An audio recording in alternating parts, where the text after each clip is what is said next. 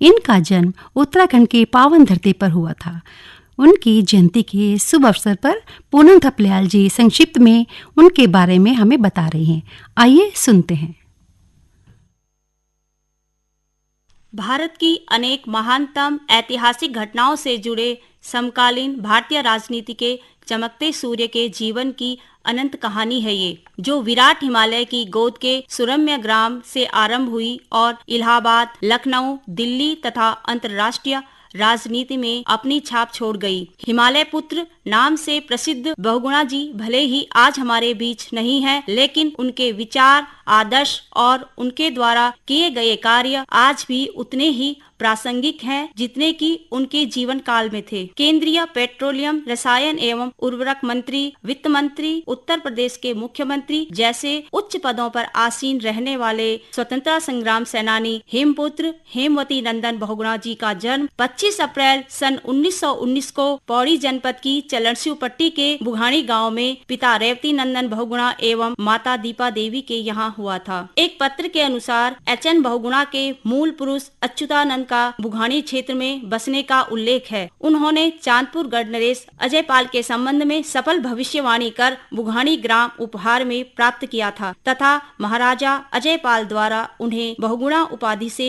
नवाजा गया। बहुगुणा जी की पढ़ाई लिखाई प्राथमिक विद्यालय देवलगढ़, आगे की पढ़ाई डीएवी कॉलेज देहरादून में हुई। उन्होंने इलाहाबाद विश्वविद्यालय से सन 1946 में बीए की परीक्षा उत्तीर्ण की। पहाड़ की वादियों में जन्मे बहुगुणा जी ने इलाहाबाद की धरती को जब कर्मस्थली बनाया तो समाज के लिए समानता के सिद्धांत पर कार्य करने की उनकी ललक, कर्मठता, नैतिकता व जिम्मेदारी पूर्ण रवैये ने उन्हें पंडित गोविंद बल्लभ पंत व डॉक्टर संपूर्णानंद जैसे ख्याति प्राप्त राजनेताओं की पंक्ति में ला खड़ा किया। बहुगुणा जी एकाएक राजनीति के क्षितिज पर नहीं उभरे, वरन इसके पीछे उनके लंबे संघर्षों की कहानी है। जन समस्याओं से जुड़े कार्यों को हल करने की अद्वितीय क्षमता व गैरों में भी अपनापन का आभास कराने की उनकी अनोखी कार्यशैली से वह जनप्रिय नेता बने। तूफानों से लड़ा है तो ही मंजिल मिली है, तूफानों से लड़ा है तो ही मंजिल मिली है, संघर्ष की राह में ही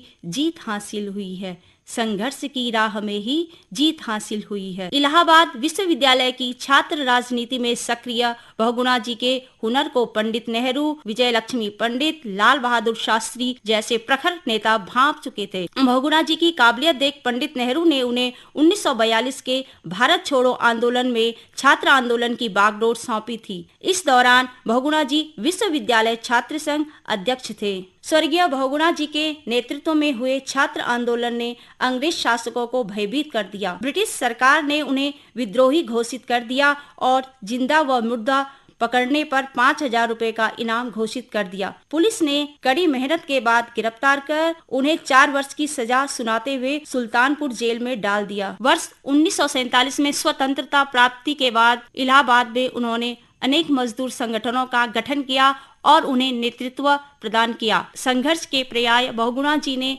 विभिन्न आंदोलनों व उनसे प्राप्त सफलताओं से इलाहाबाद में अपना ऐसा मजबूत जनाधार तैयार किया कि वर्ष 1952 में करछना चहल विधानसभा क्षेत्र से चुनाव जीतकर वे उत्तर प्रदेश की विधानसभा में गरीबों, मेहनतकशों, दलितों, खेतिहर मजदूरों की ऐसी बुलंद आवाज बनकर उभरे कि देश की राजनीति के पंडित उनके हुनर का लोहा मानने लगे। वर्ष 1957 में उन्होंने संसदीय सचिव के अलावा श्रम एवं उद्योग का कार्यभार तथा वर्ष 1960 में उप मंत्री, 1967 में उत्तर प्रदेश सरकार में वित्त मंत्री के दायित्व को बखूबी संभाला। वे वर्ष 1980 में गढ़वाल संसदीय सीट से जीतकर संसद में पहुंचे। कांग्रेस में लोकतंत्र की मर्यादा खत्म होते देख उन्होंने कांग्रेस संसदीय सीट से त्यागपत्र दे दिया व पुनः निर्दलीय प्रत्याशी के रूप में 1982 में गढ़वाल विजय प्राप्त की। वर्ष 1984 में स्वर्गीय बहुगुणा जी इलाहाबाद संसदीय सीट पर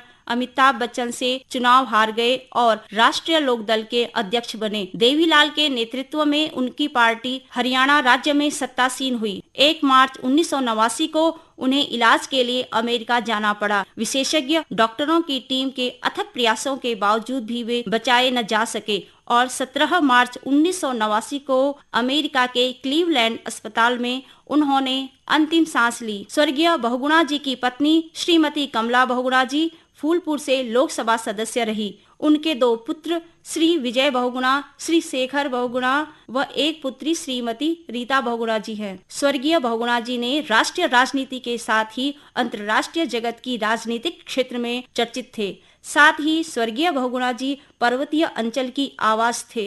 अपने मुख्यमंत्रित्व काल में उत्तर प्रदेश के शिक्षक कर्मचारियों को केंद्र की भांति वेतन बढ़ाने, महंगाई भत्तों का शासनादेश निर्गत करने, पर्वतीय विकास विभाग स्थापित करने, गढ़वाल और कुमाऊं विश्वविद्यालयों की स्थापना करने में जो अहम भूमिका निभाई, उन्हें कभी भुलाया नहीं जा सकता है।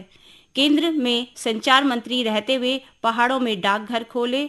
वे किसी क्षेत्र विशेष के लिए नहीं बल्कि संपूर्ण राष्ट्र के विकास के लिए समर्पित रहे। आज भी स्वर्गीय बहुगुणा जी एक विचार के रूप में हमारे बीच जिंदा हैं। हम सभी को उनके विचारों के अनुरूप आगे बढ़ने का प्रयास करना चाहिए। यही उनके प्रति हमारी सच्ची श्रद्धांजलि होगी। हमारे उत्तराखंड के गौरव श्री हेमवती नंदन बहुगुणा जी की जयंती पर सत सत नमन। सत्य पथ पर चलने वाले, थककर भी ना रुकने वाले, सत्य पथ पर चलने वाले, थककर भी ना रुकने वाले, अधर्म के सामने ना झुकने वाले, तुमको वंदन उत्तराखंड के चंदन, हेमवती नंदन, तुमको वंदन, तुमको वंदन। हेमवती नंदन बहुगुणा एक व्यक्तित्व। अभी आप वार्ता सुन रही थी श्रीमती पूनम थपलियाल से।